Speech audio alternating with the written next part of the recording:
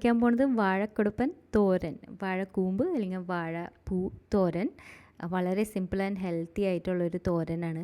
ഈ റെസിപ്പി ഏറ്റവും സിമ്പിളായിട്ട് ഉണ്ടാക്കുന്ന രീതിയാണ് കേട്ടോ. നല്ല ടേസ്റ്റും ഉണ്ട്. ഏറ്റവും കുറവ് ചേരുവകളായിട്ട് ഉണ്ടാക്കുന്നത്. നമുക്ക് നോക്കാം. അപ്പോൾ ഇതിനു വേണ്ടി ഏതെങ്കിലും തരം വാഴപ്പൂ എടുക്കാം. പല വെറൈറ്റീസിന് കുറച്ച് വ്യത്യാസം കാണും. ചിലതിന് ഇത്തിരി കയ്പ്പ് കാണും. അപ്പോൾ ഇവിടെ കിട്ടുന്നത് ടൈപ്പാണ് ഈ കാണുന്നത്. ഇതിന് കയ്പ്പൊന്നുമില്ല. അപ്പോൾ ഉണ്ടാക്കുന്നതിന് മുമ്പ് പൂവൊന്ന് ടേസ്റ്റ് നോക്കുമ്പോൾ നമുക്കറിയാം ഇതിന് കയ്പ്പ് രുചിയുണ്ടോ ഇല്ലയെന്ന്. വല്ലാത്ത കയ്പ്പാണെങ്കിൽ അത് വെച്ച് തോരൻ ചിലപ്പോൾ ഉണ്ടാക്കാണ്ട് നമ്മളത് കളയുകയാണ് ചെയ്യുന്നത്.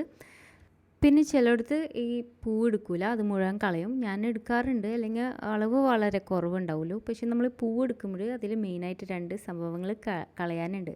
അപ്പോൾ ഒരു പ്ലാസ്റ്റിക് പോലത്തെ ആ ഒരു പീസും പിന്നെ ഈ ഇത്തിരി കട്ടിയുള്ള ഇതുപോലത്തെ ഒരു സാമഗ്രി ഉണ്ട്, അത് രണ്ടും കളയണം. അപ്പോൾ അത് രണ്ടും ഒരുമിച്ച് തന്നെ പറിക്കാൻ കിട്ടും ഇതുപോലെ. അപ്പോൾ ഓരോ പൂവ് എടുത്തിട്ട് അതിൽ നമ്മളിങ്ങനെ തൊട്ട് നോക്കുമ്പോൾ അറിയാം കട്ടിയുള്ളത് ഏതാണെന്ന്. ഇങ്ങനെ ഫ്ലിക്ക് ചെയ്ത് നോക്കുമ്പോൾ അറിയാം കട്ടിയുള്ളത് ഏതാണെന്ന്. അതിൻ്റെ ഒപ്പം തന്നെ പ്ലാസ്റ്റിക്കിൻ്റെ ഒരു ചെറിയ കഷ്ണം, പ്ലാസ്റ്റിക് പോലെ തോന്നുന്ന ഒരു ചെറിയ കഷ്ണം, അത് രണ്ടുമാണ് ഈ കളയുന്നത്.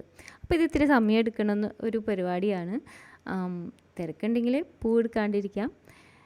പിന്നെ ഉള്ളിലേക്ക് പോകും തോറും ആ പൂവിൻ്റെ കനം കുറയുമ്പോൾ ഈ സാധനങ്ങളൊന്നും ഉണ്ടാവില്ല.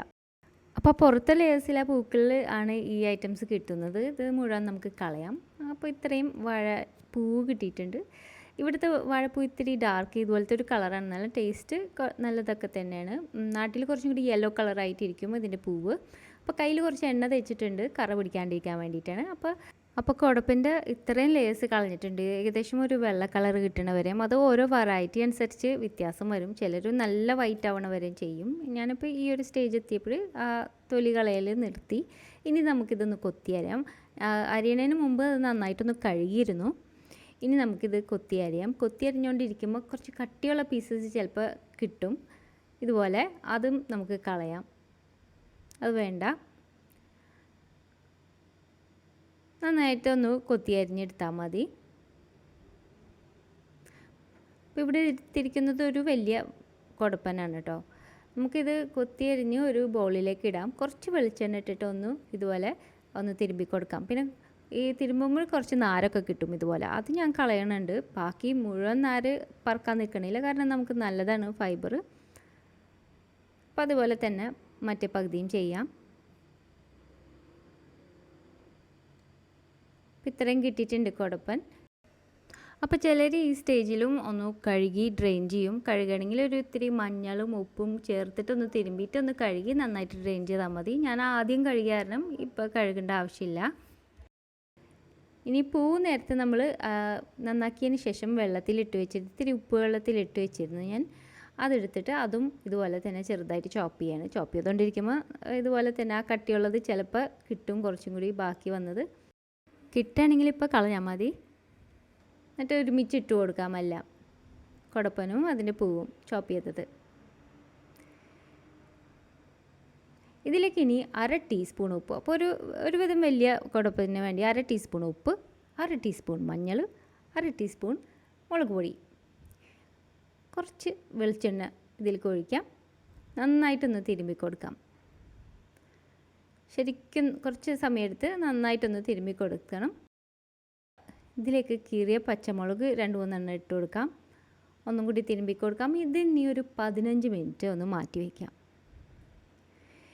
ഇനി നമുക്ക് റെഡിയാക്കാം കൊടപ്പൻ തോരൻ. അതിനുവേണ്ടി കുറച്ച് വെളിച്ചെണ്ണ ഒരു 2 ടേബിൾ സ്പൂൺ ഒഴിച്ചിട്ടുണ്ട്. എണ്ണ ചൂടായി വരുമ്പോൾ കടുക് ഇട്ട് പൊട്ടിക്കാം. 1/4 ടീസ്പൂൺ കടുക് മുഴുവൻ പൊട്ടിക്കഴിഞ്ഞതിന് ശേഷം നമുക്ക് ആ കൊടപ്പൻ, പുരട്ടി വെച്ചിരിക്കുന്ന കൊടപ്പൻ കുറച്ചായിട്ട് ഇട്ട് കൊടുത്ത് നന്നായിട്ടൊന്ന് ഫ്രൈ ചെയ്തെടുക്കാം.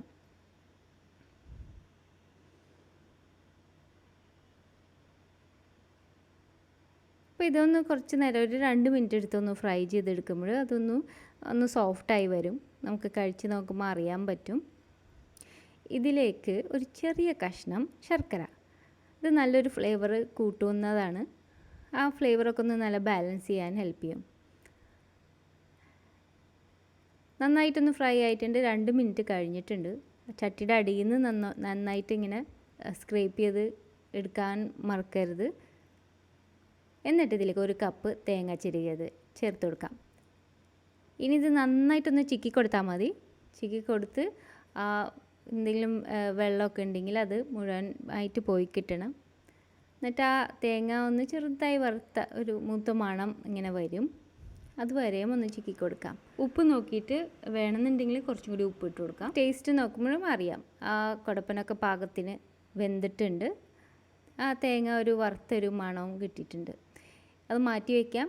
1 ടീസ്പൂൺ വെളിച്ചെണ്ണ ചെറിയൊരു പാനിൽ ചൂടാക്കി അതിലേക്ക് കുറച്ച് കീറിയ പച്ചമുളകും കുറച്ച് കറിവേപ്പിലയും ഇതും കൂടി ഇട്ടിട്ട് ഒന്ന് മൂപ്പിച്ച് നമുക്ക് ഈ തോരൻ റെഡിയാക്കിയതിലേക്ക് ഇട്ട് മിക്സ് ചെയ്ത് കൊടുക്കാം. അപ്പോൾ നമ്മുടെ വാഴക്കൊടപ്പൻ തോരൻ റെഡി. ഇത്ര സിമ്പിളായിട്ട് നിങ്ങൾ ഉണ്ടാക്കി നോക്കിയിട്ടുണ്ടോ? ഇല്ലെങ്കിലും ഇതൊന്ന് ട്രൈ ചെയ്ത് നോക്ക്. വളരെ ടേസ്റ്റി ആയിട്ട് നല്ല സിമ്പിളായിട്ട് ഉണ്ടാക്കാൻ പറ്റിയ കൊടപ്പൻ തോരൻ.